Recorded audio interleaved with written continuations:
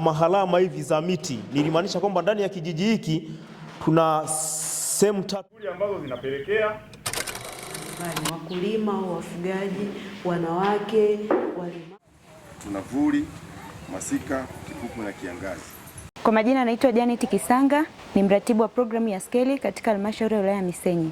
Halmashauri ya wilaya ya Misenyi ni moja kati ya wilaya 54 hapa Tanzania bara zilizobahatika kupata programu ya Skeli. Kwa wale wasiofahamu, programu ya Skeli hii ni programu inayowezesha jamii katika kukabiliana na athari za mabadiliko ya tabia ya nchi. Mpaka sasa hivi wilaya yetu ya Misenyi tumeshaanza kutekeleza programu hii katika kata 5 ambazo hiyo ni sasa na moja ya 3 kati ya kata 15 zinazoathiriwa na mabadiliko ya tabia nchi. Kata hizo ni pamoja na Kakunyu, Mtukula, Nsunga, Kasambia na Kiaka. Shughuli ambazo tunaenda kuzitekeleza katika kata na vijiji ni pamoja na maandalizi ya jamii, kuwezesha jamii kujua ni nini chanzo, ni zipi sababu zinazopelekea mabadiliko ya tabia ya nchi, ni athari zipi wanazozipata zinazosababishwa na mabadiliko ya tabia ya nchi, na je, wanaweza kufanya nini ili waweze kuendelea na shughuli zao za kila siku licha ya uwepo wa mabadiliko ya tabia ya nchi, na watawezaje kupunguza hizo athari za mabadiliko ya tabia ya nchi. Kwa hiyo tumezunguka katika hizo kata, tukaenda kuwafundisha wananchi, lakini mbali na hapo pia wananchi wenyewe wameweza kuibua jitihada zao ni namna gani wataweza kukabiliana na mabadiliko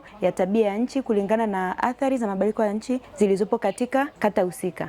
Faida ya programu hii itawezesha jamii katika kukabiliana na athari za mabadiliko ya tabia ya nchi. Mbali na hapo, itaongeza kipato cha mtu mmoja mmoja kupitia hizo jitihada, kwa maana tumewafundisha wanajamii, tumewahusisha anzia kuibua mshajua changamoto zao ni nini katika kupanga mipango, lakini na swala lazima la utekelezaji litafanywa na wanajamii wenyewe. Kwa mwisho wa siku tunategemea ile jamii iwe na uwezo wa kujisimamia. Tuseme hata kama programu ikaisha leo, wanajamii wanaweza kujisimamia wenyewe na kuweza kuendeleza na kusimamia ile jitihada ambayo wameibua. Kwa hiyo hii itawasaidia wao kuweza kujiongezea kipato, lakini pia kusimamia zile jitihada ambazo wameziibua. Mbali na hivyo, tumeweza kushirikisha makundi mbalimbali. Kuna yale makundi maalum, kwa mfano kuna watu wenye ulemavu, tumewashirikisha na wenyewe waweze kujua ni athari gani zinazowakumba wao kama walemavu zinazosababishwa na mabadiliko ya tabia ya nchi.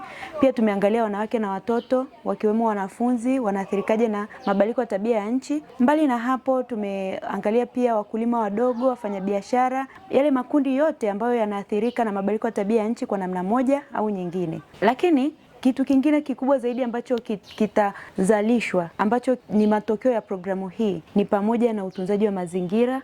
Mwisho wa siku tunategemea baada ya tu kupata uelewa kujua kwamba athari nyingi zimesababishwa na shughuli zao za kila siku. Kwa hiyo watu watajifunza namna gani watalima, watajifunza kukata miti, wasikate miti holela kama wanavyofanya sasa hivi. Kwa hiyo mazingira wilaya yetu yatakuwa yametunzwa, yatasimamiwa na kutunzwa vizuri.